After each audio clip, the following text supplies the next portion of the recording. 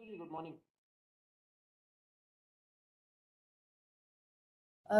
Good morning, Rahulji.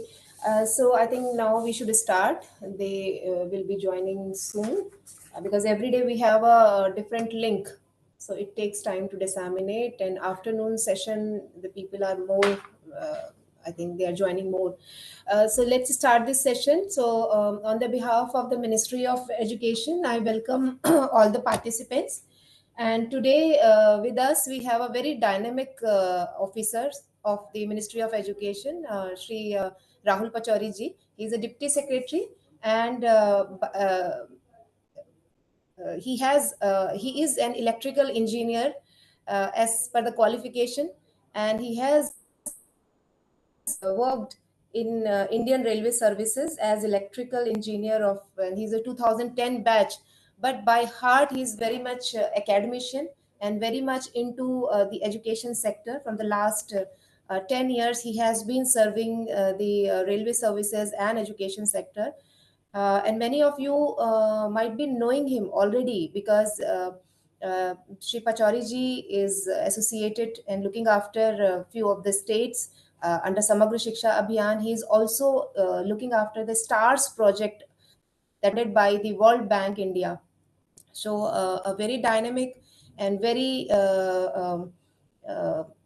much into the academic sector, the person with us today. So I welcome Rahul ji. And with Rahul ji, we have today Miss A.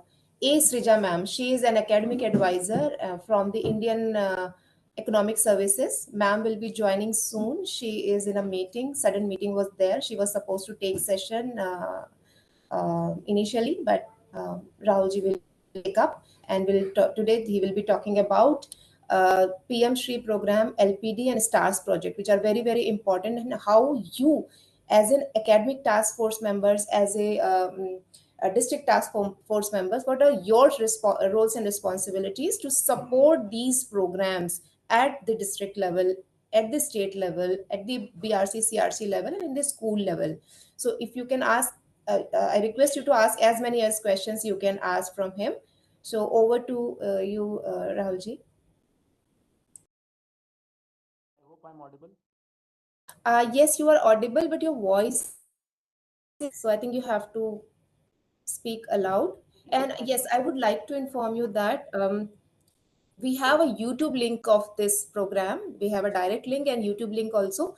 And so far, till today, more than 55,000 participants have already attended, watched the program, and they will be watching it whenever they get time.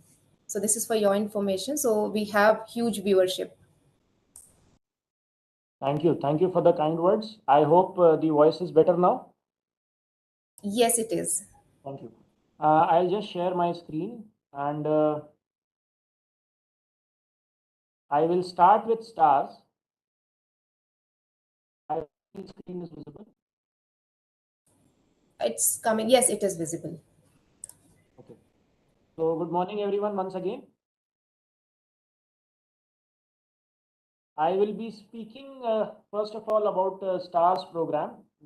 STARS is basically an external aided project. So I'll just give you a brief background of what an externally aided project is. And then I'll come to STARS. Then I'll just briefly talk about the states that are participating and what the program is all about. How the loan is given to the government of India, how is it disbursed, how it is reimbursed. I'll try to explain it in as simple terms as possible so that everybody can, get a brief of what externally aided projects are, how tough or easy it is to get these projects and implement them. So this is a timeline of how the project evolved. Uh, I'll just touch upon the timeline and also explain how any externally project is brought in to the government of India. Basically, an EFC meeting was held. Yes, EFC is the Expenditure Finance Committee meeting in which the idea that yes, an external multilateral funding agency is ready to provide us with some loan in a particular field for some particular project. So a project report is developed and submitted to the EFC. The Expenditure Finance Committee then decides whether to go ahead with the project or not. Then negotiations are done with the agency, in this case World Bank. And once the negotiations are finalized, then loan is finalized. And once the loan is finalized, the complete proposal goes to the cabinet for approval. In this case, the approval was sought in 2020. Once the project is finally approved, it goes back to the DEA. DEA is the Department of External Affairs, and where Department of External Affairs and the Multilateral Funding Agency sign the project. Once the project is signed, then it is declared effective. After the project is declared effective, only then can actual amount can be disbursed, reimbursed, whatever the process is. So this project was declared effective in February 21, and we had our first AWPNB, that is the PAB in simple terms, for the year 21 and 2024. So ideally, this project was supposed to take off for the year 2021, but because of COVID and a lot of things, it got a little delayed and took off in February 21. We have a project monitoring unit being onboarded for the same. Okay, so this is the overview. I just told you how the STARS project was approved and the loan signing was done. The project is being implemented in 6 identified states, that is Himachal, Maharashtra, Odisha, Rajasthan, Madhya Pradesh, and Kerala. It is basically a supplementary project to support Samagra Shiksha. I'm sure you all must be knowing the Samagra Shiksha scheme. So, STARS has been carved out of Samagra Shiksha itself, and the focus is on elements of the scheme that will directly support school education quality enhancement. So, the idea is the regular items of the Samagra Shiksha will be supported through Samagra Shiksha only. For example, all the interventions pertaining to RT are not brought into STARS. On the other hand, quality interventions where there is a lot of innovation involved, these projects are brought onto Samagra Shiksha.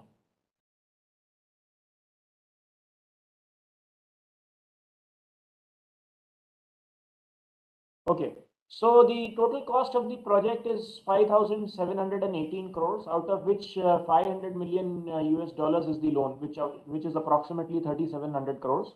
That is funded through the World Bank, and rest is the state share from the 6 participating states. The state share and the central share is exactly like Samagra Shiksha. There is no deviation from that. See, the funding that these agencies provide, they are based on a P for R instrument. The P for R instrument is basically program for results.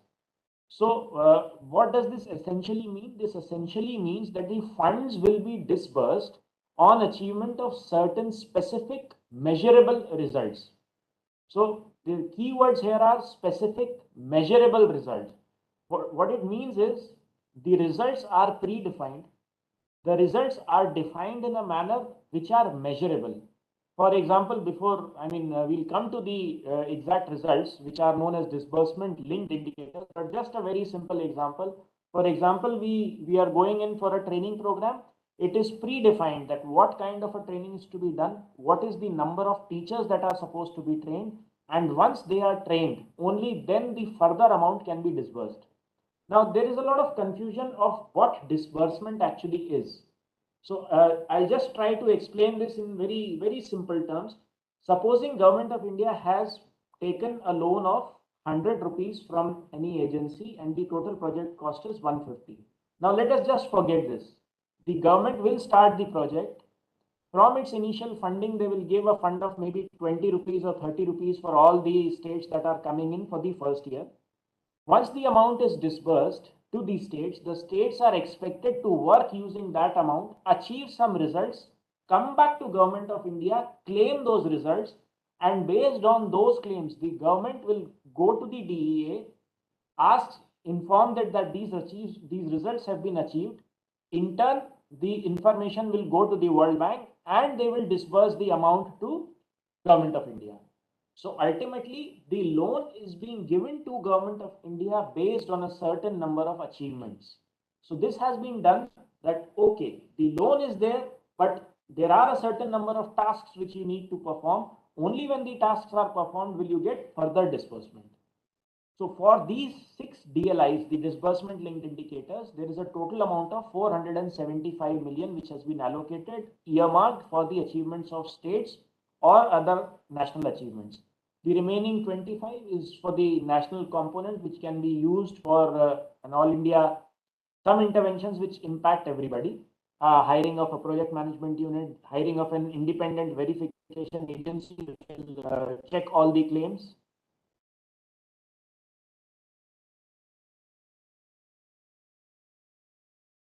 Okay, so the selection of states. 6 states were identified based on the performance grading index.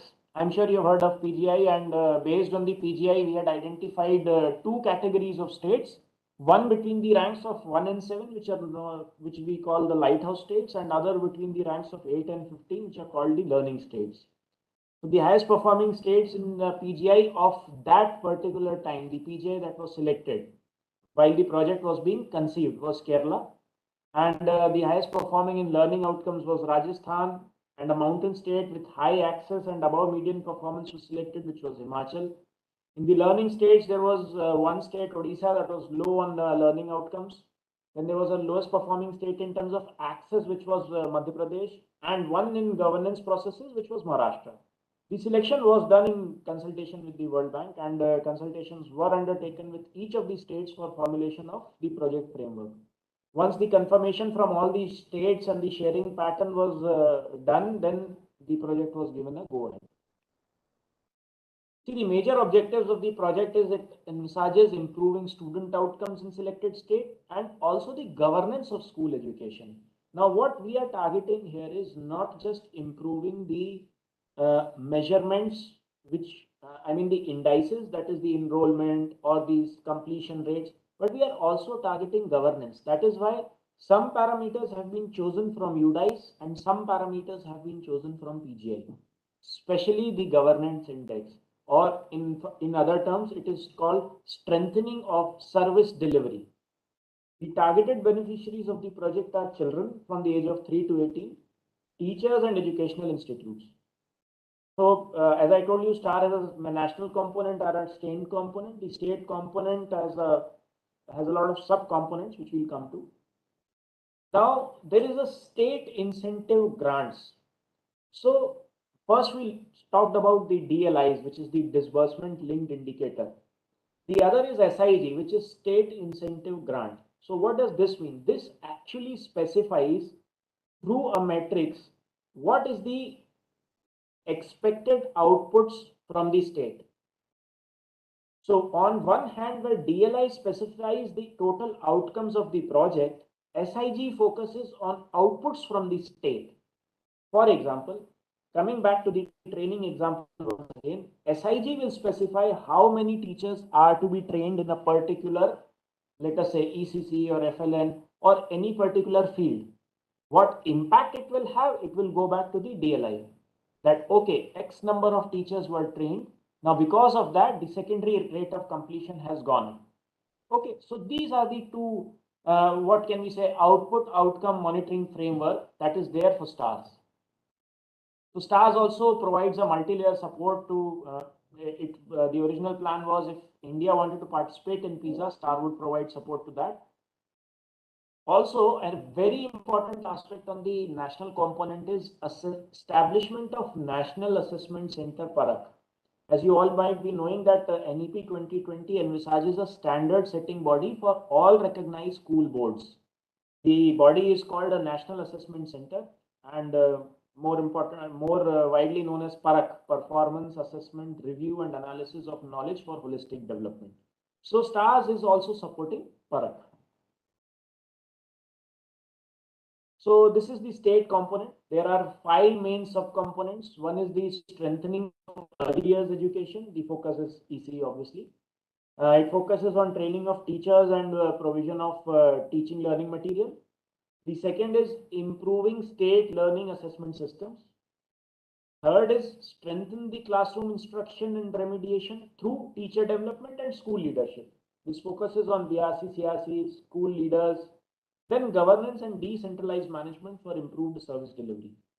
And the last is school to work transition strategies through career counseling support and provision of vocational education. So coming to the overall program, as I explained, the program for results instrument. So one independent verification agency has been hired, which will independently verify each result before World Bank disperses any more funds. Now, when we talk about verification, let me give you a very small example. Whenever a state submits a claim, there are two kinds of verifications involved. One is the verification of the documents, that is the desk verification, and the other is field verification. So obviously, if there are, let us say, 1 lakh teachers, the data has been submitted for a 1 lakh teachers, we can't expect any agency to go and confirm with each of the teachers that yes, the training was done in this fashion from this date to this date, and all of you have undergone the training. However, based on a particular dipstick sample, it can be estimated that yes, if these many teachers have been claimed by the state, they would have actually given them the desired training. This is the task of the independent verification agency. STARS also draws on the existing mainstream structure under Samagra Shiksha. So basically, just as Samagra Shiksha has certain norms, similar norms are followed by STARS, and they also provide support to other academic agencies like NCRT, NIPA. At state, the project is being handled, initially it was through SIS and now it is through SNA, just like Samagra Shiksha, any other centrally sponsored scheme. The district level, the DEOs will take care of the project. So it is exactly parallel to the process of Samagra Shiksha. It is just a supplementary aid to Samagra Shiksha. So just the rationale for the project, a brief overview, although we've already discussed this, that the World Bank has been funding various education initiatives in Brazil, Indonesia, Vietnam, etc. So the idea of partnering with such a multilateral funding agency is not just the economic aspect of it, but also the technical aspect, the technical know-how, the knowledge about the best industrial practices that these kind of agencies bring with them. For example, when we talk about assessment, World Bank and its team has been involved in various assessment surveys worldwide. So we get a lot of technical know-how, technical inputs from their side. We get international experience and exposure. There are outcomes, results, rather than just inputs. Then there is extensive use of technology. We are trying to create an online repository of some, best practices adopted across the states. We try and adopt unconventional methods to improve learning. There's a technology-centric, innovation-driven project here. There is collaboration with non-state actors, NGOs, CSOs, and the focus is also on enhancing the professional capacity of the teachers. So now these are the proposed interventions. As I already told you, strengthening early childhood education and foundation learning. So this is basically improving the quality of ECE and foundation learning. The second is improving learning assessment. One of the targets was participation in PISA. However, we did not participate in 22, but we might go ahead in 24-25. That is yet to be decided. The other is supporting Parak, which is the National Assessment Center. Development of online item banks, online labs, crowdsourcing of ideas, etc. Tracking system for all students, teacher registry, student registry, technology like augmented reality, virtual reality, and in fact, all the star states, we are supporting formation of Vidya Samiksha Kendra through stars. There is also the concept of examination reform. In component 3, there's strengthening classroom instruction and remediation. So ICT enabled approaches, assessing digital competencies of teachers, strengthening of diets, BRCs, CRCs, learning enhancement programs, and school leadership programs.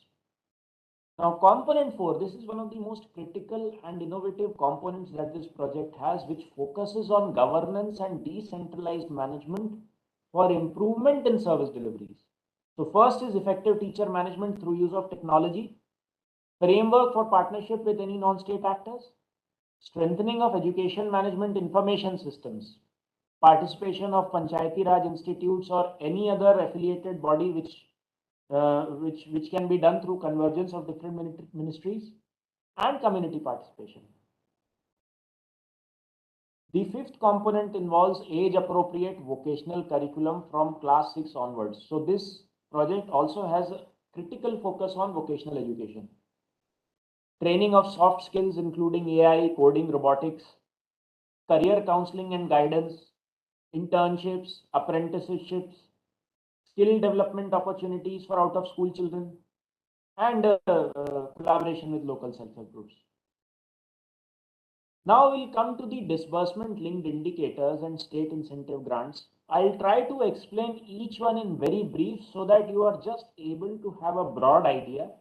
And in future, if you want to propose any intervention through your state, you might submit it to the concerned officer through a proper channel.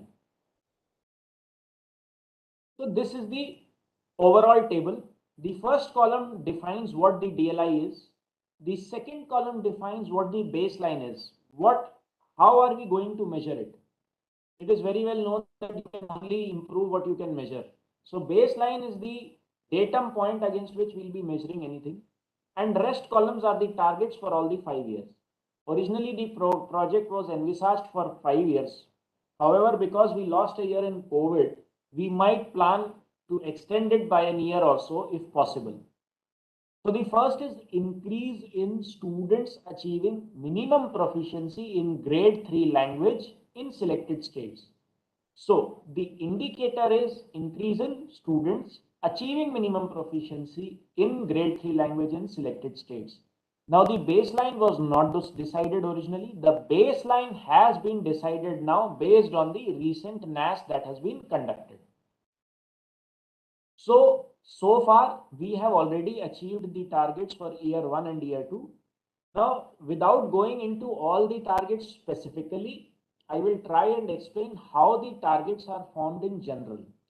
So when we talk about any disbursement linked indicator, there are some pre-achieved targets that before going into the project, you have to achieve certain target, only then this DLI can be used. So the baseline was not formed initially, but the NAS report of 2017 was published. Based on the report of 17 and the second administration of NAS, the new datum line was formed.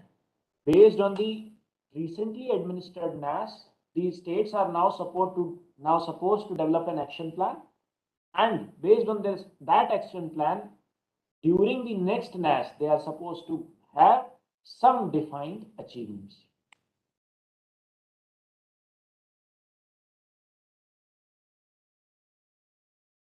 The lowest row defines the amount allocated for each target upon achievement. So whenever a target is achieved, let's say for year 1, that amount will be reimbursed by the World Bank. Now coming to the second DLI. The second DLI envisages improvement in secondary school completion rate in selected states. So basically, for this, a baseline was already identified based on the UDICE results that were available during the conception of the project. So school completion rate for all these 6 states have been fixed. So now the target is achieving 0.4 in the first year, 1.1% in the third year, and 2% in the fifth year. Now the good part about this project is, suppose one state, let us say Kerala, achieves 2% improvement over 87.3 in the first year itself. That doesn't mean it has to now achieve 2% again in the coming fifth year. If it has achieved once, it is over and done with. So the task has been completed. Basically, what I mean to say is all the achievements are scalable in terms of time. This is a very important aspect when we come to setting of any baseline for any of these states. The lower row again depicts the allocated amount for each state. DLI 3 is improvement in governance index scores in selected states. These governance index scores were calculated from the PGI of one particular year. You can see the scores are 55 out of 123. Now, how does that 55 and 123 been decided? 123 was the total PGI score for that particular year, which comes out to be 123. 55 is the summation of only 9 indicators which the state has achieved. 9 specified indicators. So when each state achieves those 9 indicators, we will only add the sum of those 9 indicators, and that comes out to be 55, 76, 51 for respective states, and so on. Now what the improvement target is? In second year, at least 4 points improvement. In fourth year, at least 8 points improvement. And in fifth year, at least 10 points improvement. Based on the improvement, the allocated amount changes and the amount is dispersed. So DLI 4 is strengthening of learning assessment systems. You can see on the screen that some things have been highlighted in red because these particular targets are now under reconsideration and the whole target is being restructured because we couldn't participate in PISA 2022. However, the establishment of the National Assessment Center has been done and the National Assessment Center is being further set up. So these targets will hold true. Coming to DLI 5, DLI 5 says partnerships developed to facilitate cross-learning between states. See, the whole idea behind any such project is that the project should not only impact the selected states, it should also help transfer the learnings of these states to pan-India. So what we have done is we have partnered each state with 2 non-participating states. For example, Haryana, Himachal is partnered with Punjab and another states. For example, Haryana. So whatever practices Himachal is carrying out, they have to share those practices with the non-partnering states. And for that, we ensure that at least one knowledge sharing workshop is held each year for interstate learning. Based on these workshops, the amounts are further disbursed. Now, please do note, when we say at least, we never limit it to a particular number that, okay, fine, we say at least 1, you cannot have more than 2 or more than 1. You can have n number of workshops based on your requirement. However, 1 is the minimum requirement for disbursement. So this is the last DLI, which is DLI 6. Now this DLI is purely based on the state incentive grant component. This DLI is basically the outputs that the states are supposed to achieve. So whatever percentage they are achieving on one particular component or the overall component, only then they'll be able to claim some disbursement under this DLI. So this brings us to the state incentive grant matrix. As you can see on the screen, the state incentive grant is divided into 5 components, which we had discussed earlier. Each component has different score ranging to 20, 30 or 10. I'll go briefly into the components just to give you a brief idea. Component 1 is strengthening early years education, like percentage teachers trained in ECE, percentage teachers trained in early reading and numeracy. Now you can see on the achievement of the percentage, the points are defined. Then component 2 is learning assessment systems. So first is establishment of a state assessment cell.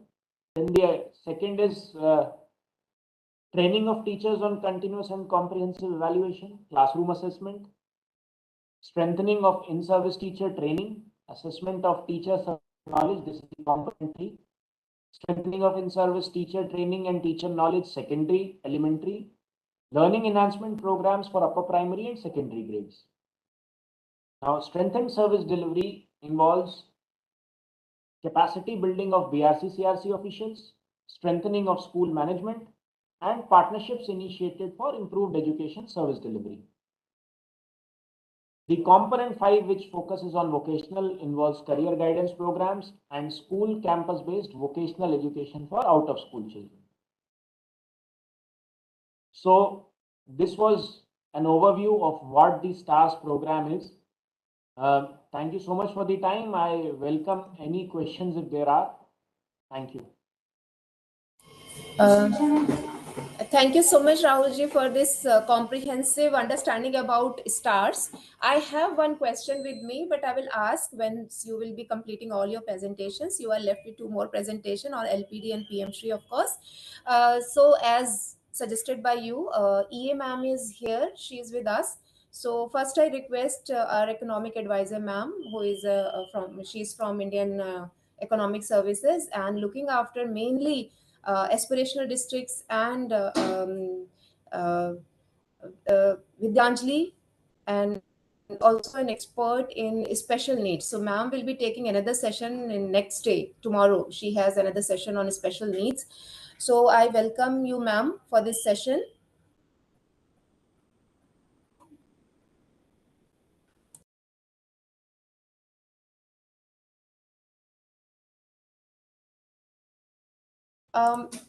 Akshay, please unmute Srija ma'am.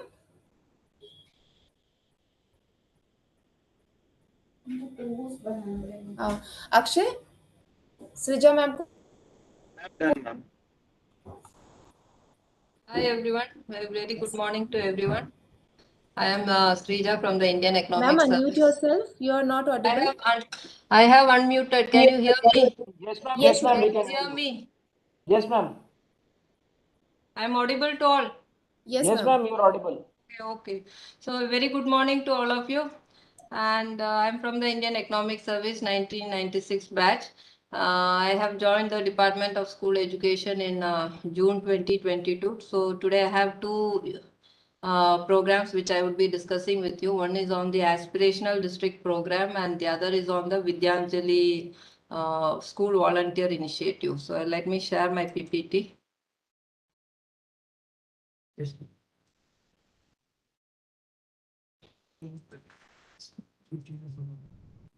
Yes.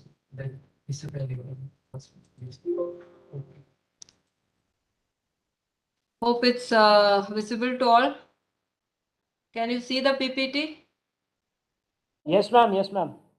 Okay, Yes, ma'am. so first we start with the aspirational district program. As you all know, the aspirational district program was launched by the Honorable Prime Minister in January 2018. So since independence, we have always been identifying the backward areas and trying to develop programs for the backward regions of our country in different names. We had backward area development program, we had Western Ghats development program, we had border area development program focused on tribal areas, programs focused on desert, but still we were not able to achieve what we were actually looking for. We wanted these districts also to come into the mainstream.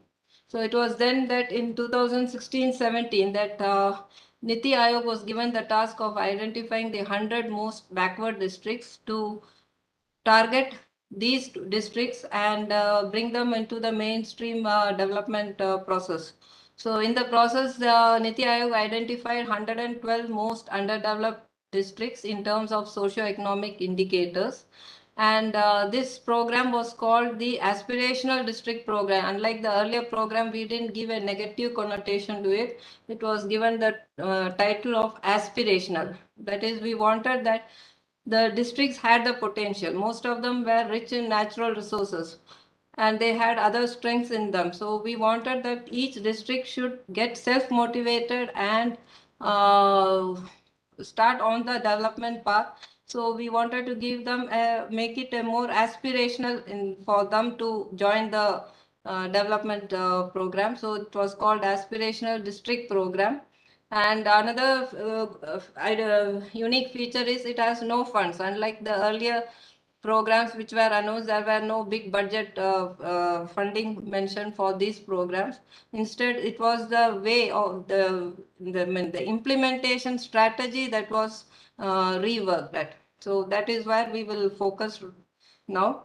So the program had three pillars. One was collaboration, other is convergence, and third is competition. Under collaboration, what we plan was that the additional secretaries as well as joint secretaries who are working in the central ministries, they were made the central Prabari officers. Similarly, at the state also you had state Prabari officers, and the scheme was to take off at the district level under the leadership of the district collector. So the district collector and his team had the rich experience from the central as well as the state Prabari officers. Then they were also told to converge the schemes, like if whether a center is implementing a social sector scheme or a state is implementing, it all gets implemented, converges at the district level. So the district collector was asked to identify the schemes that could be converged and synchronized in implementation. And the third unique feature was competition through delta ranking. These districts were ranked, and based on real-time data, that is on a monthly basis, the district's performance was ranked. And this delta ranking, you can still see it in the Niti Aayog portal. And champions of change, that is where you can now see the delta ranking. And this delta ranking means where a district makes a small performance, like thought as a little bit of progress, it gets reflected in the ranking. That was what based on real-time data we are saying. That is, some of the indicators you could show the performance on a monthly basis, some quarterly, some annually. So at the district level, the districts themselves were reporting the data, plus you had some knowledge partners assisting the district collectors in the implementation of these programs. So the next level was that the sectors that were identified for this aspirational district program was health and nutrition, education, agriculture and water resources, financial inclusion and skill development and infrastructure. Here education, that is the main social sectors, health and nutrition, education has a weightage of 30% in this ranking index. Agriculture has 20% and the rest is divided among the other sectors. Now we go to education in detail.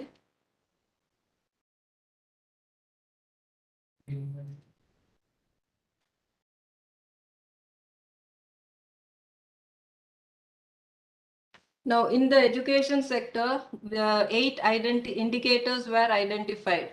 Like, if I want to go to the earliest, here I wanted to say one more thing, that is 5 sectors were identified. Within each sector, the indicators were around 49 indicators were there to monitor each of these sectors, and 81 data points were there. So when we come to the education sector in detail, we have 8 indicators, and the data points which was used to monitor these indicators we shall see shortly. So these were the main indicators. You can again look at it in 3 different angles, like transition rate from primary to upper primary and upper primary to secondary school. These are learning outcomes. Similarly, is female literacy, it's also a learning outcome indicator. And educational infrastructure comes under mathematics and language performance in class 3, 5 and 8. This is also a learning outcome indicator. Then on educational infrastructure, the indicators looking at that is percentage of schools with functional girls toilets, then functional drinking water facility, functional electricity facility at secondary level. And overall institution indicators were, one is the elementary schools complying with the pupil teacher ratio as per RTE Act, and schools that were providing textbooks to children within 1 month of start of the academic session. Okay, though the scheme was started in 2018, the National Education Policy has also emphasized on this aspirational district program, where you can see in para 6.6, it has been mentioned that aspirational districts require special intervention for promoting their educational development. And similarly, in the third paragraph, that is para 2.2, you can see how attaining foundational literacy and numeracy, which is the main theme of this training session, that also has been given highest priority, and we are targeting 2025 to achieve universal foundational literacy and numeracy in primary schools. Now, each of the indicators are listed here on the extreme first column. You can see the indicators for education sector. And when the scheme ADP program was started, what was the national average? That is shown in the baseline figures. And against that is the baseline for achieving the targets for the aspirational districts.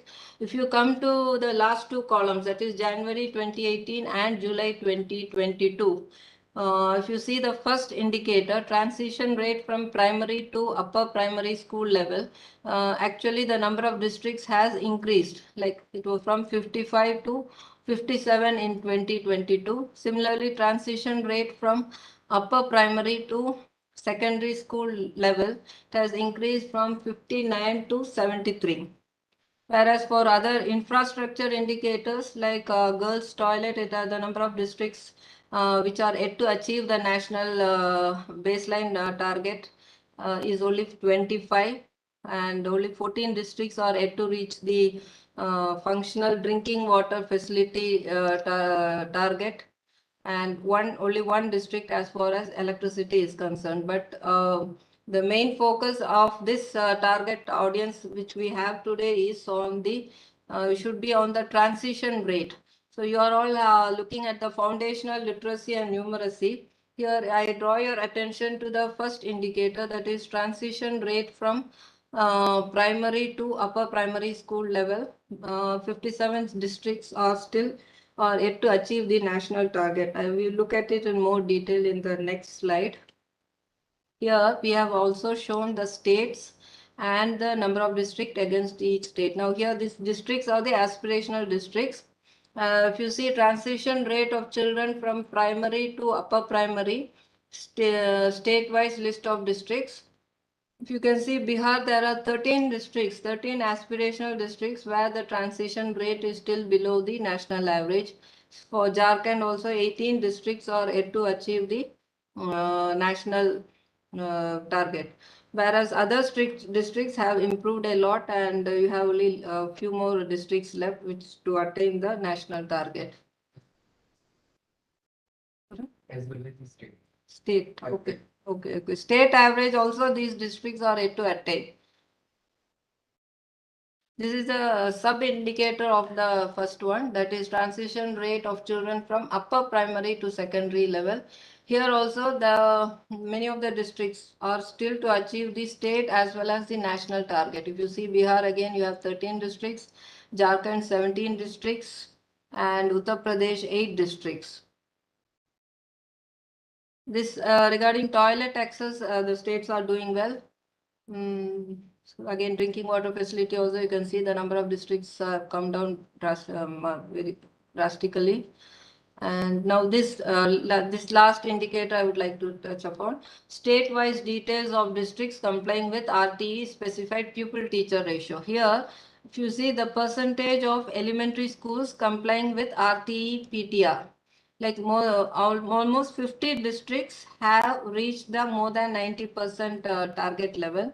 Whereas if you come down further down, 20 to 50% of schools are yet to have a PTR ratio, and they are numbering around 15. That is 15 districts are yet to reach the ideal PTR ratio. So this the districts are also identified. You can look at these districts and can work on improving the PTR ratio in these districts as per the RTE Act. Now this is the state-wise districts, aspirational districts with low performance in NAS, National Achievement Survey 2021. Here I would suggest the target audience to look at column number 2, 3 and 4. That is the class age group that you will be focusing upon. If you see districts with low average in mathematics in class 3, again a large number of districts you can see across against the states mentioned.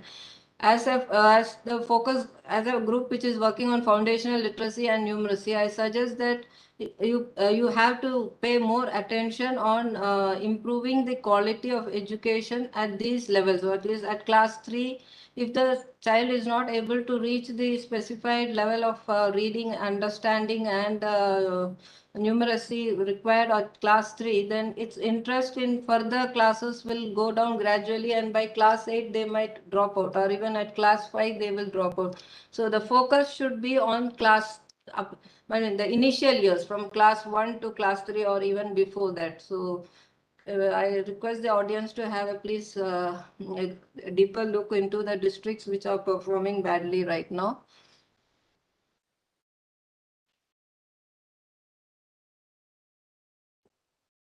And this is the next set of states: Jharkhand, Karnataka, Kerala, Madhya Pradesh, Odisha. Odisha also can see a large number of districts are performing very poorly at class 3 and class 5 level. So if the class 3 level is addressed, then the subsequent levels of performance will improve on its own. Similarly, you can see for the other states. We'll be sharing the PPT with you, so you can have a deeper look later on. And this was the strategy devised by NITI Aayog when it launched its program. I think most of you must be aware. The state is the main driver. That is, the program starts off at the district level under the leadership of the district collector.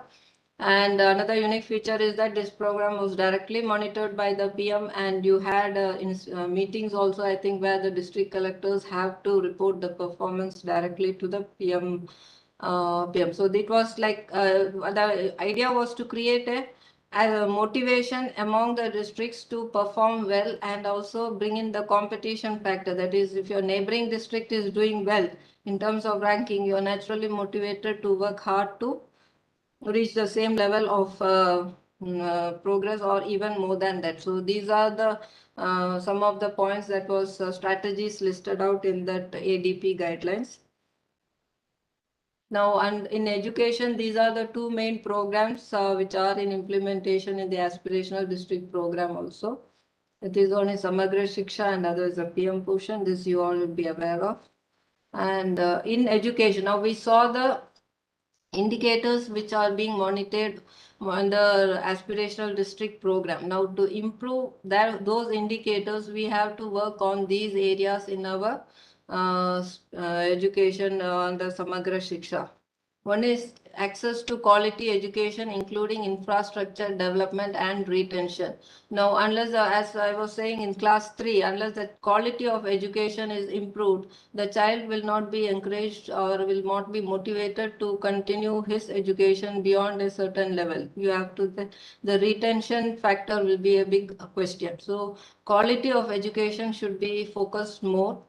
And infrastructure, wherever infrastructure is failing, the district can look at convergence. You can rope in schemes from Ministry of RD, Ministry of Panchayat, and drinking water supply to improve upon the infrastructure in the school.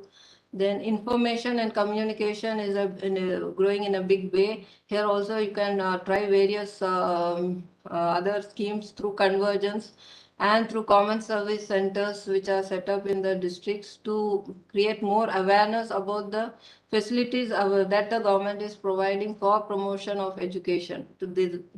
Then RT entitlements, pre-primary education. Again, this group should focus more on pre-primary education. Sports and physical education.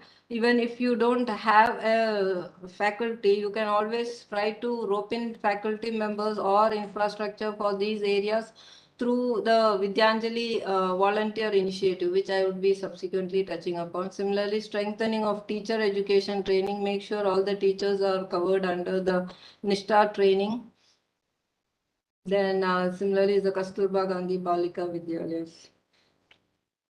Then this is the aspirational districts, various role of district level authorities. This I have already touched upon.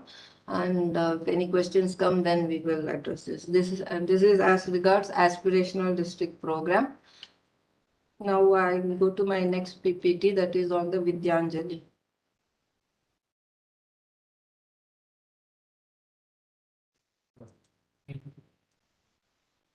नीचे PPT बना PPT वो PowerPoint yes इसी को enlarge कर देंगे नीचे से I hope this PPT is visible. The Vidyanjali portal is visible. Yes, ma'am, it is. Okay. Now, Vidyanjali is a school volunteer program. It was started in September 2021. This again is a purely voluntary program. No funding in it, is involved. Now, here about the Vidyanjali program, it is a volunteer program where any Indian citizen can volunteer his service or in terms of assets. And right now we are only concentrating on government and government aided schools. Now, who all can be a volunteer? Every one of us can be a volunteer, including that is those who are serving as well as retired teachers. Now, we all have our own schools from where we have come up to this level. So we can always become a volunteer and go back to our schools to volunteer. And these are the other categories who can volunteer. Now, there are two types of contribution that is possible under the Vidyanjali initiative. One is in terms of services and the other is in terms of assets. Like in terms of services, you can contribute to the following areas like subject assistance. You can volunteer to teach any subject. Then teaching art and craft. You can teach art, craft. If you are good at art and craft, you can volunteer to do that activity. You can teach yoga, sports, teach languages, teach vocational skills, even adult education. Then assistance for children with special needs, preparing storybooks with children, mentoring students for career counseling, support for preparation for entrance examinations, mentoring of gifted and talented children.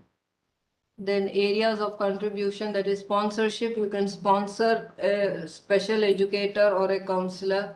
You can sponsor trained counselors for mental health or medical camps. Then special classes you can have by experts, sponsoring medical camps by doctors, sponsoring for participation sports and cultural events.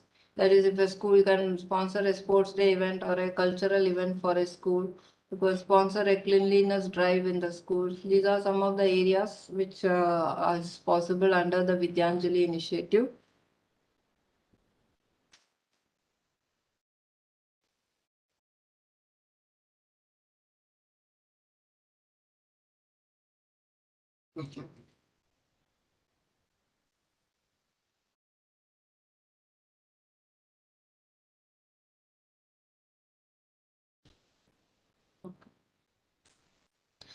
Okay, this is the right now the status of the schools onboarded on the Vidyanjali portal. But just a second, I would like to say a few words. Here, when you see the importance of this program, you would think it's only a volunteer program. But very often, if you see, when the budgets get sanctioned, sometimes a small requirement by a school may get sidelined saying that the budget is a constraint. Here is where you can get those requirements addressed through the Vidyanjali portal by seeking assistance from volunteers. Maybe it's a boundary wall or it's a digital blackboard, or it is some cultural event or some teachers to teach art and craft. So where you may not have a budget, but through the volunteer assistance, you can still get these things done in your schools. Now, this is the status as of date on the schools onboarded on the Vidyanjali portal. Some of the states are doing very well, while some states are still to come on board. We have been encouraging them to come on board, and once on board, we also request that the schools place their request as per the guidelines, which will be visible on the portal, to place their request on the activities that they are seeking volunteer assistance for.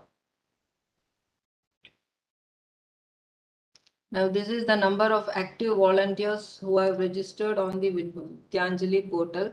So once the states have onboarded on the portal and also placed their request, we also request the states to, through their BRCs and CRCs as well as through DATs, to publicize this portal, that is among the civil society, so that more volunteers come and register themselves. Unless the volunteers register and show their interest in a particular activity, the actual the implementation of the volunteer assistance will not happen. So two sets of parties from two sides have to onboard onto the portal. One, the schools have to onboard, and on the other side, we also need volunteers from the civil society to come on board and register and place their interest for volunteer. Only then this program will become a success. So these are some of the action points that we always tell the states. We are sharing it with you here also. That is state level nodal officers. These keep changing. Once an officer gets transferred, then again there's a gap. That should not happen every time.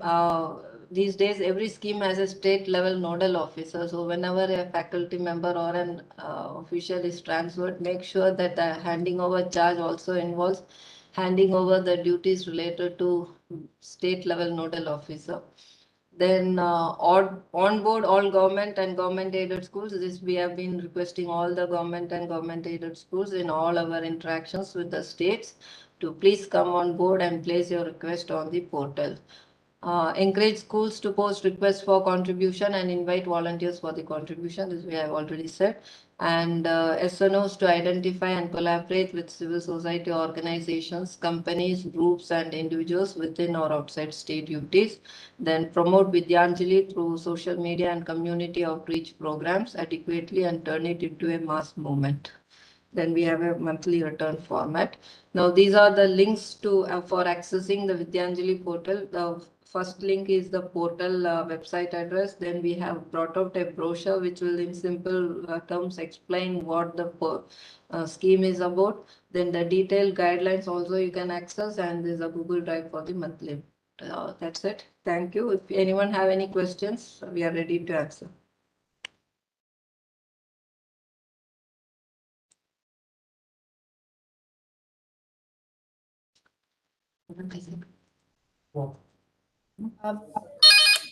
Thank you, ma'am, for this very informative session. And I now request all the participants to ask questions if you have any. Vidyanjali is actually very important initiatives for you to understand, because that's how you can register your schools, you can register yourself, and also contribute the services whichever way you would like to support the schools, to the individual schools, to the system, and also you can ask for the support from others. So please ask the questions. And ma'am, I'm sure the link is there so that everybody can access the Vidyanjali initiatives using the link, because it is, there is a portal, I guess. It's a portal. Ma'am, unmute yourself. Yeah, I am on mute only.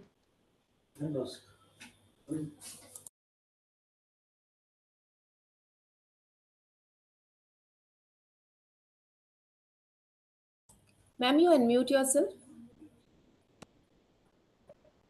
I am unmute only. Yes, ma'am. You are audible, ma'am. Yes, you are audible now. Yes, ma'am. We will share the PPT with Dr. Ritu, and Ritu, please share it with all the participants. Some have asked for the link in the chat. So we will share the PPT, both the PPTs, and you can from there access it. Yes, ma'am. Thank you so much, ma'am. Anybody would like to ask question, please?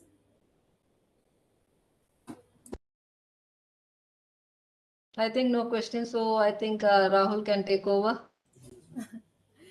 Thank you for bearing with me for half an hour. Okay. Ma'am, my consultants would like to ask question, Vinita. Yes, Vinita. Yes, my is mute.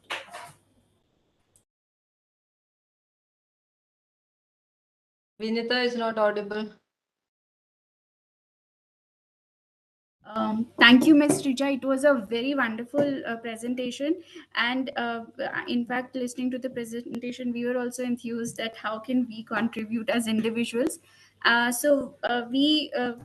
mean, what we understood is that like the schools need to be registered to this portal, but the individuals who want to contribute, they also need to register Yeah, with they on the volunteers. portal. There are two sets of registration. One is from the school and other is by the volunteers. So both volunteer could be anyone, and on the portal there is a separate this one section for both volunteers as well as for the schools. So and both parallelly they will do their registration, and once it comes on board, then the matching takes place. Like the volunteer is intimated that this school is having a request, and similarly the school is intimated that this volunteer has a request. So then the school and the volunteer get together, and that's how the actual implementation starts. And there's no money involved, either service or assets, no fund transfer. It's a wonderful, portal. Thank you for sharing. We'll share our PPT. Okay, thank you.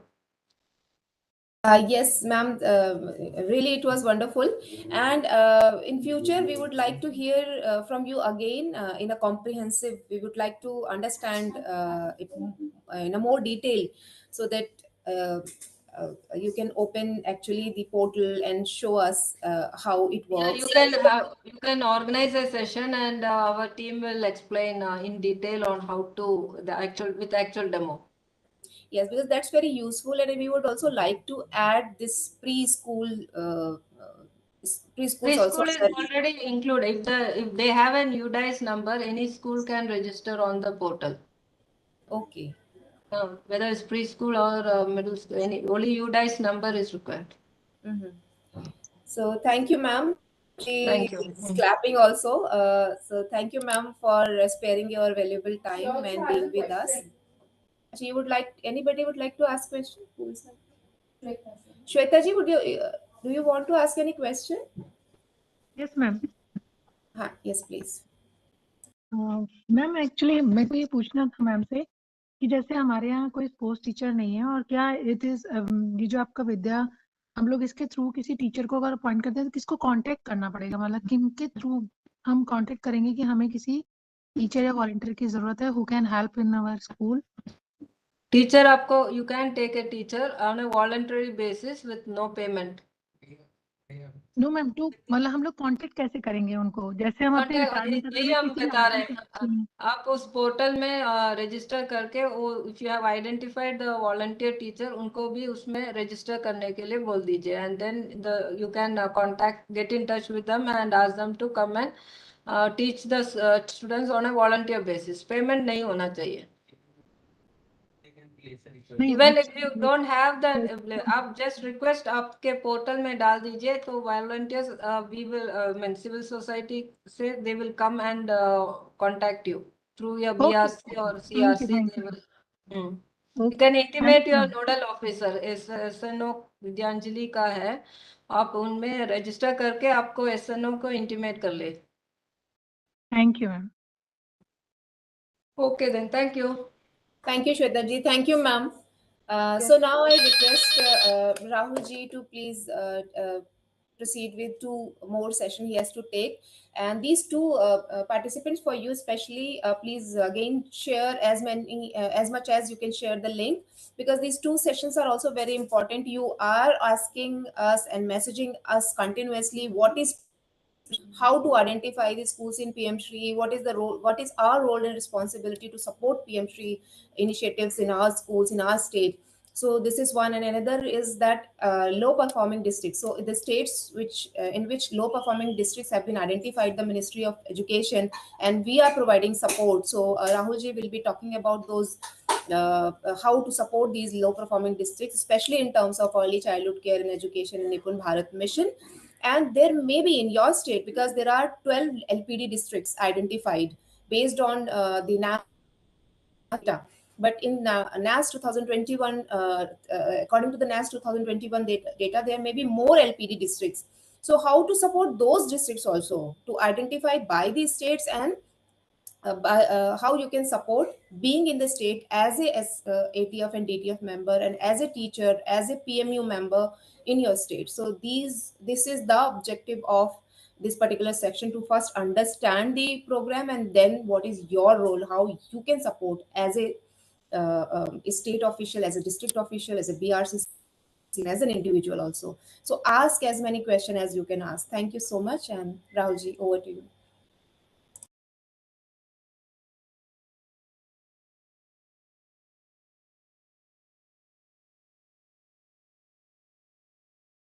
Your slides were visible, but अभी चली गई.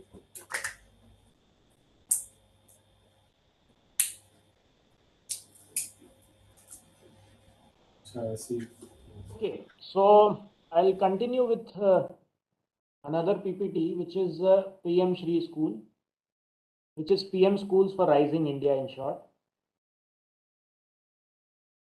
How did PM Shri come into existence? See, the budget announcement of 21-22, this is the gist that more than around 15,000 schools, will be qualitatively strengthened to include all components of national education policy. They shall emerge as exemplar schools in their regions, and holding and mentoring other schools to achieve the ideals of the policy. So what does this actually mean before going to the PM Shri schools? The idea behind these PM Shri schools is that there are a set of schools which are available to showcase all the aspects that are available in NEP. If, for example, अगर NEP बोलता है कि road based learning नहीं competency based learning होनी चाहिए, that should be there. If it says there has to be an aspect of environment, that has to be there. Integration of technology, that has to be there. So all the aspects which NEP talks about are to be showcased in an exemplar school which has been termed as PM Shri. So the Honorable Prime Minister announced PM Shri scheme on Teachers' Day, 25th September 2022.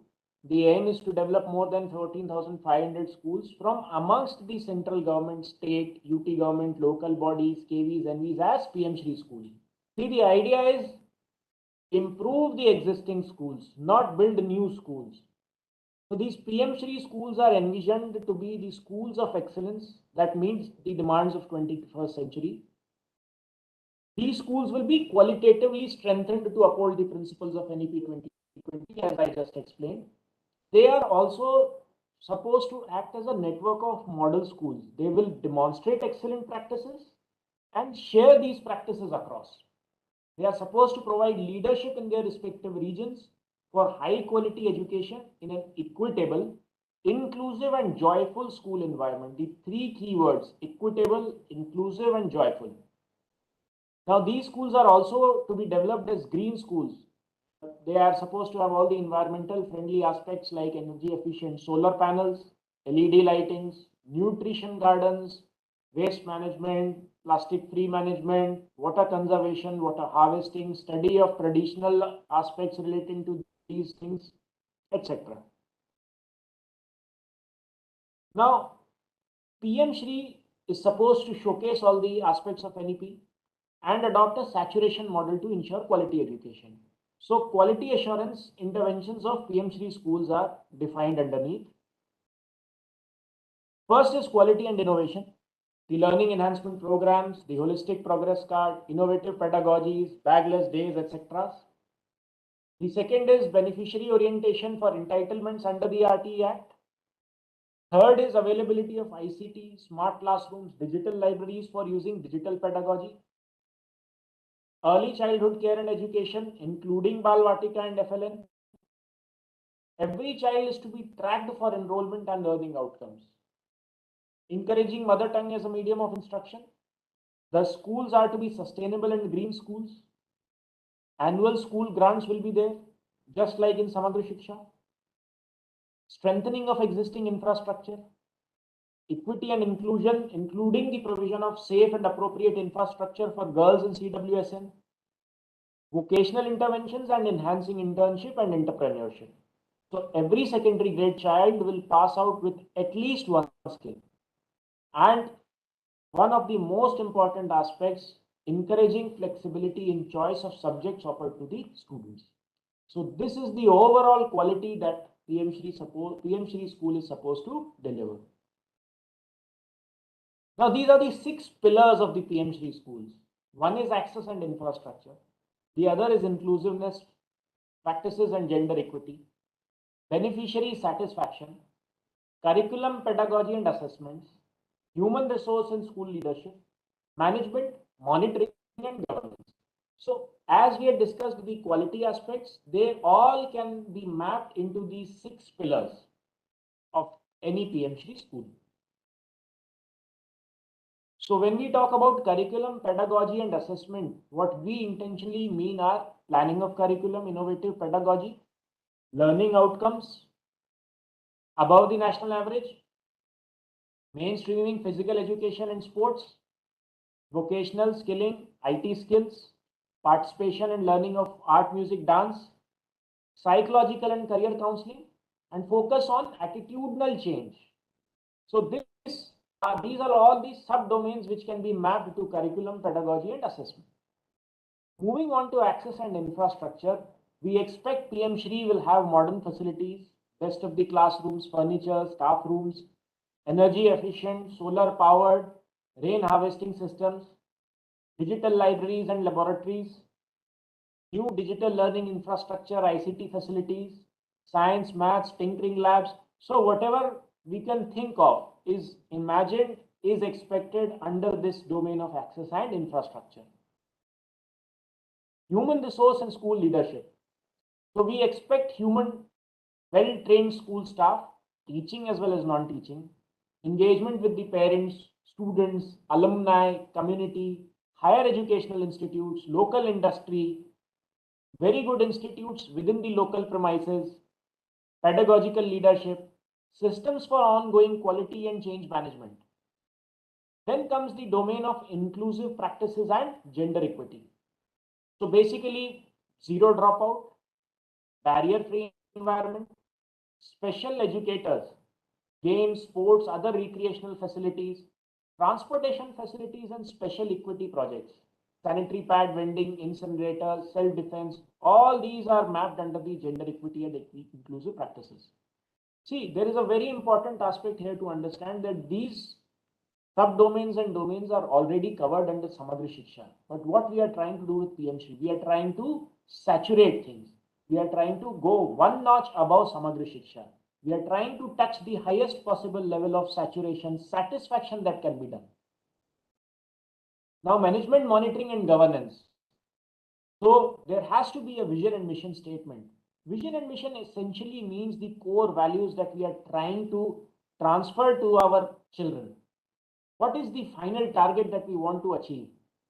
There has to be an institutional planning mechanism. There has to be resource management, data and record maintenance, financial and fee administration, a very easy, non-cumbersome admission process. And most importantly, the last one, which is supposed to be an outcome of all the previous ones, is beneficiary satisfaction. That is satisfaction of students, teachers, the staff, principals, parents, community, basically all these stakeholders involved. Another very important aspect is convergence with the existing schemes. See, there are ministries and there are schemes which are working in silos. But what we aim with PM Shri is convergence of the schemes so that there can be saturation at different points in a very efficient manner. Like Ministry of Environment and Forest for practices, environmental friendly practices, adoption of organic lifestyles, then Jal Jeevan missions, Swachh Bharat missions, convergence with Ministry of Social Justice and Empowerment for people with different disabilities, Department of Telecom for extension of BharatNet, School Health Program, Department of Panchayati Raj, then with Ministry of Urban Affairs, Skill Development, Sports and Youth, and obviously with Samagra Shiksha, and collaboration with NGOs, CSOs, etc. for infrastructure or teaching learning processes as a part of CSR. There has to be a monitoring, there will be a monitoring mechanism at all the different nodal levels, whether it is ministry, state, district, BRC. There is a school quality assessment framework which will be adhered to.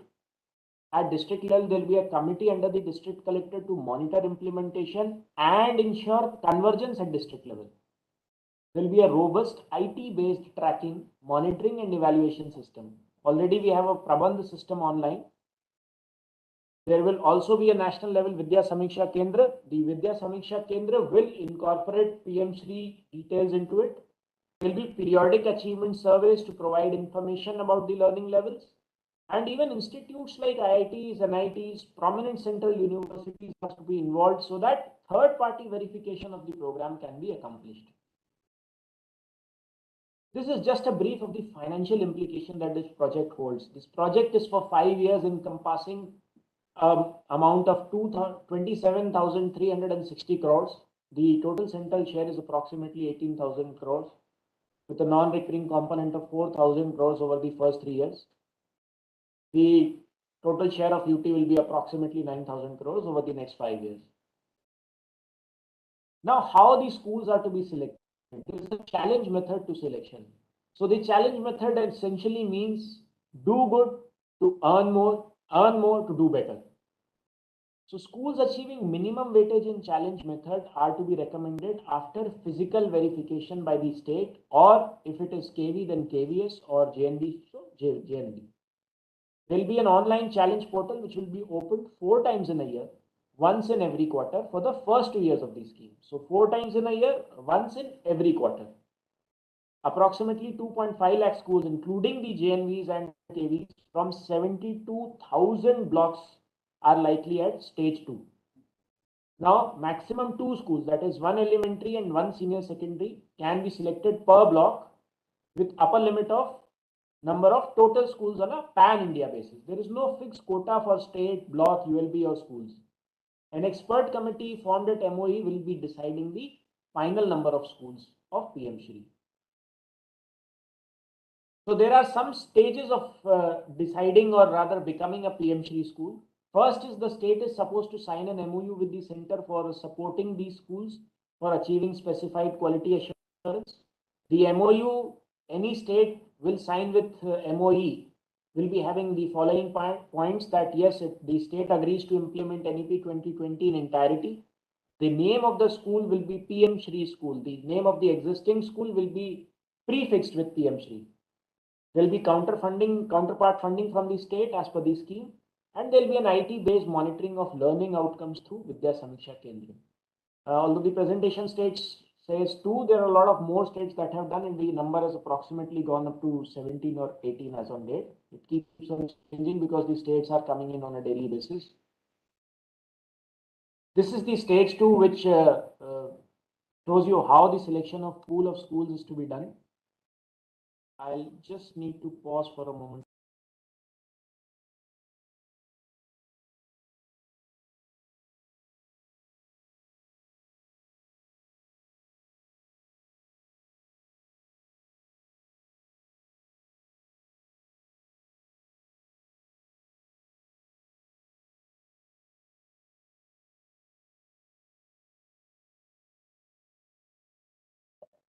I'm sorry for the interruption here. So in the second stage, we select a pool of schools from among the center, state, KVNV that fulfill the minimum benchmarks through UDICE Plus data. So basically, the portal will have, based on the UDICE Plus data, a certain selection which is through the algorithm. And supposing 100 schools are selected, now they are eligible to apply. Once they are eligible to apply, they apply, and from amongst them, the team will be shortlisting a certain number of schools.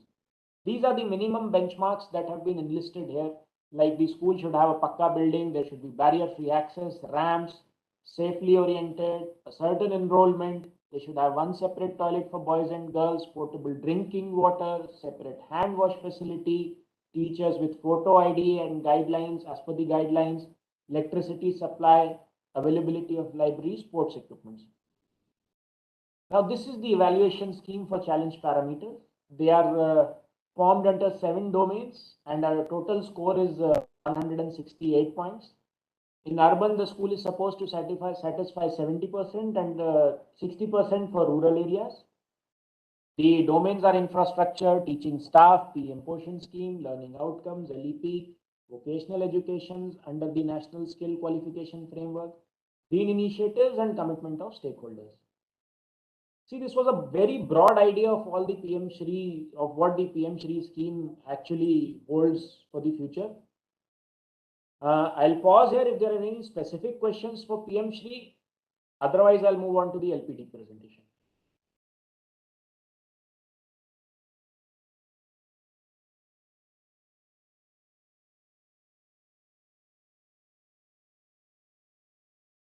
Okay, so I'll share my screen. and we'll go ahead with the LPT presentation. Yeah, I think everybody would like to listen first and then they will bombard with questions.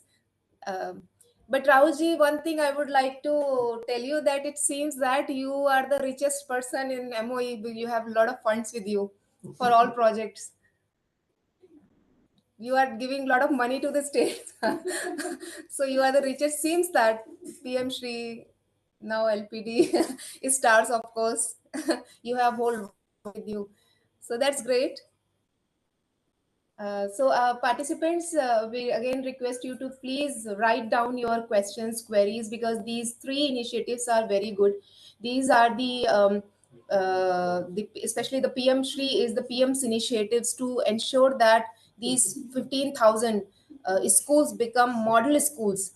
So you are the going to set the standard for further improvement in rest of the 15 lakh schools in India. So please do ask questions, as many as you can ask.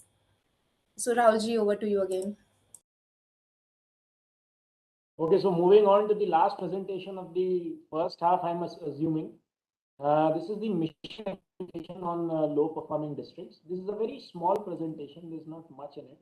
I'll just be explaining the overall concepts, and there is a lot of data which I won't be getting into because I'm sure it is one set of data that we have, and there will be a lot of updated set of data.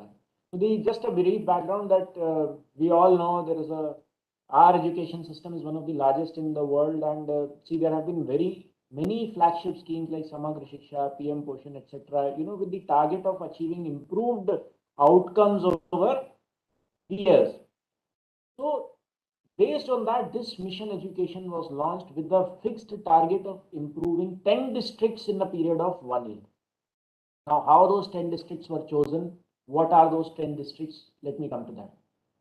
So the objective is to improve the learning outcomes of 10 identified districts and to ensure that average language and mathematics scores in class 3 and 5 of these districts are improved at least equal to national average as per the baseline of NAS 2021. Then at least 50% of students should acquire proficiency level in foundational literacy and numeracy by grade 3 as per the NIPUN Bharat framework. So this program doesn't identify any new outcome. It only tries to achieve the already defined outcomes for a certain target of population. See, where the other programs, they try to build new outcomes or achieve outcomes on a pan-India scale, this program is very targeted. Only 10 districts and defined set of outcomes.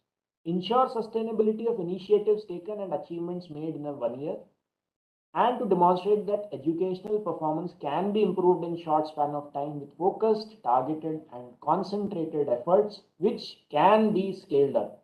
So this is not just that, okay, we improve the 10 districts, but in future we use the learnings from improving these 10 districts to other districts, other states, maybe scale up from district to state as well.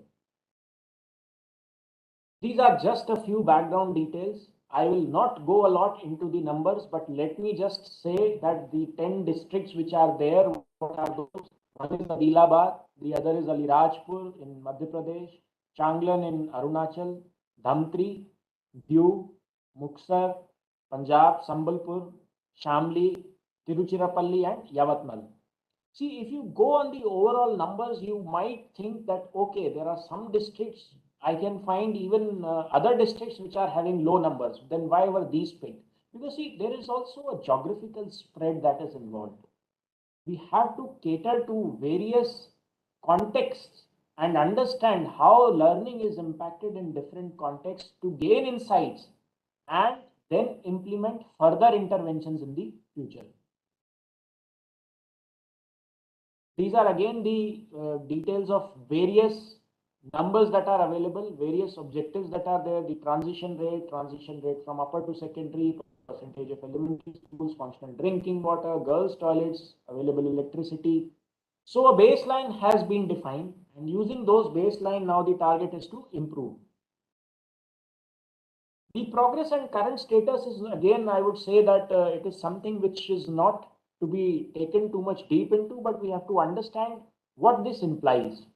So these are the 10 districts from the 10 states, and you can see their language and math score comparison from 17 and 21.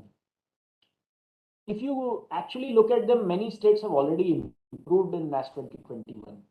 But what we want is improve them further, bring them up to the national average. You can just take a look at the numbers.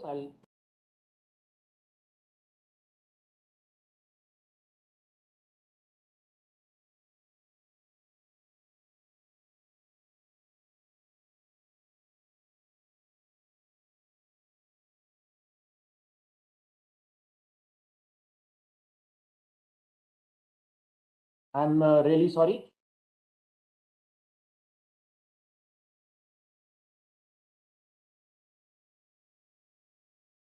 Fine. So moving along, these are the class 3 and class 5 comparisons, which we just saw in the table. It is just in a pictorial manner. We'll give you these slides so you can take a look in detail. This is the NAS for class 2020. This is the NAS 2021 for class 3 based on the percentage of students at proficient and above levels in language and mathematics. This is similar for class 5. Again, we'll be sharing the slides. You can take a look at the numbers in detail. Now, what are the key performance indicators that we are looking at? One is percentage of students acquiring proficiency in FLN in grade 3 and 5. Second is percentage of children who have acquired grade level oral reading fluency. Then percentage of teachers completing FLN Nishtha successfully. Number of times the CRC or BRP visits the school to assess performance. Percentage of teachers using innovative pedagogies and toy or game-based pedagogy in the classrooms. Number of TLM developed for literacy numeracy. Number of TLM developed for FLN for class 3 and 5. Number of students of classes 1 to 5 having access to TLM resources. Percentage of parents made aware of NIPUN Bharat Lakshyas. Number of teacher manual or resource material provided.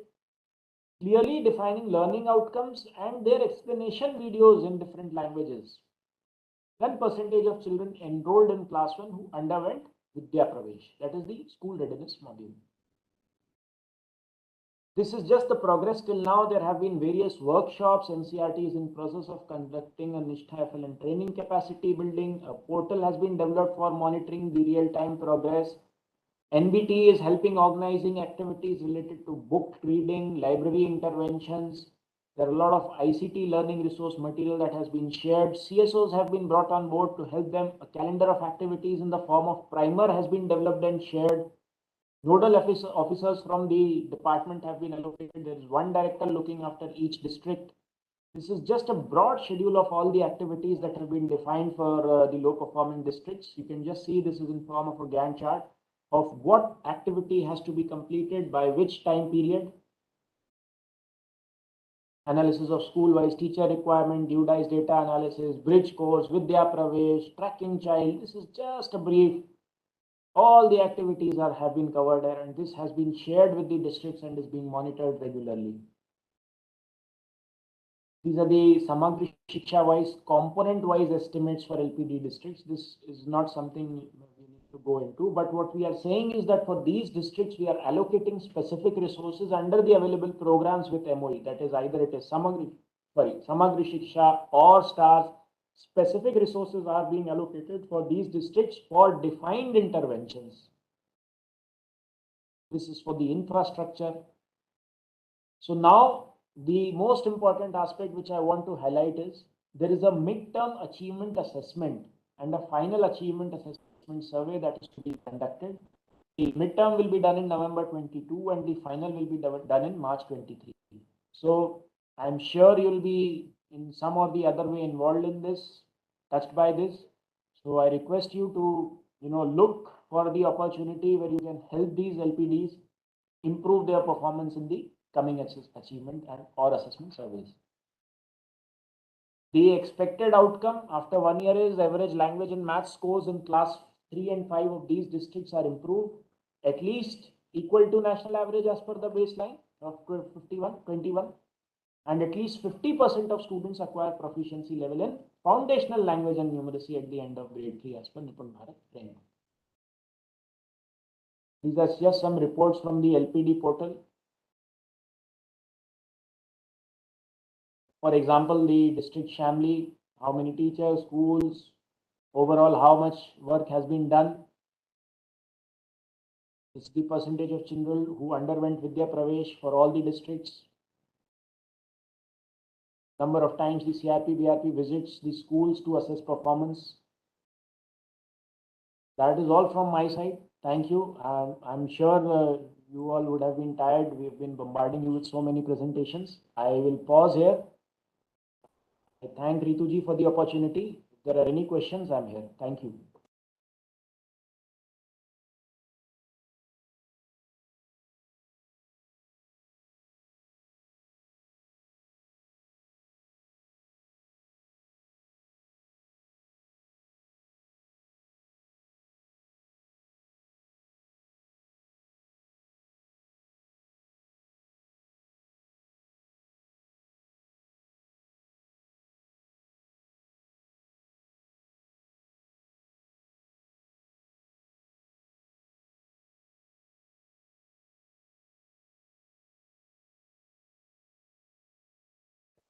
Rituji, should we close if there are no further questions?